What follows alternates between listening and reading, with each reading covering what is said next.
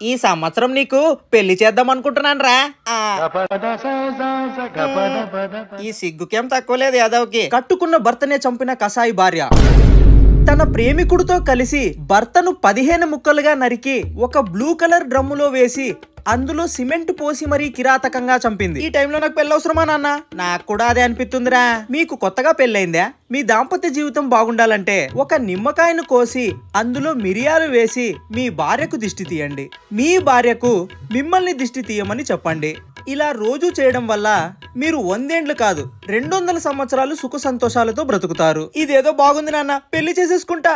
సర్లే సంబంధాలు చూస్తాను. 30 ఏండ్ల యువతి 24 ఏండ్ల భర్తని హనీమూన్ కి తీసుకెళ్లింది. ఆ యువతి 52 ఏండ్లైన వాళ్ళ అంకల్ ని ప్రేమిస్తుండడం వల్ల ఆ యువతి అంకలు ఇద్దరూ కలిసి హనీమూన్ లో మనుషుల్ని పెట్టించి మరి ఆ 24 ఏండ్ల భర్తని గన్నుతో లేపేశారు.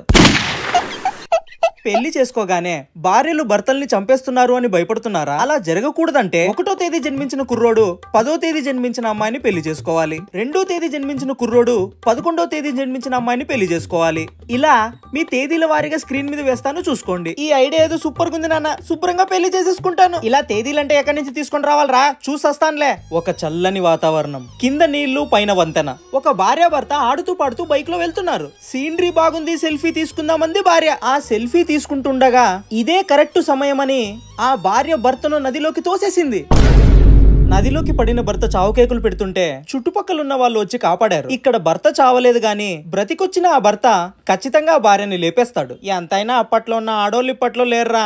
అవునా, నేను పెళ్లి చేసుకోను. పెళ్ళాక భార్య భర్తని చంపకుండా ఉండాలంటే ఏం చేయాలి? రోజుకో సినిమాకి తీసుకెళ్లాలి. 2 రోజులకొక కాస్ట్లీ పట్టు చీరను కొనివ్వాలి. వారానికి ఒక ఫారెన్ ట్రిప్ ప్లాన్ చేసి నెలకొక కేజీ బంగారాన్ని కొనివ్వాలి. ఇవన్నీ అయ్యే పనులేనా? అప్పో సప్పో చేసి అవన్నీ చేస్తానులేనన్నా, పెళ్ళైతే చేసుకుంటా.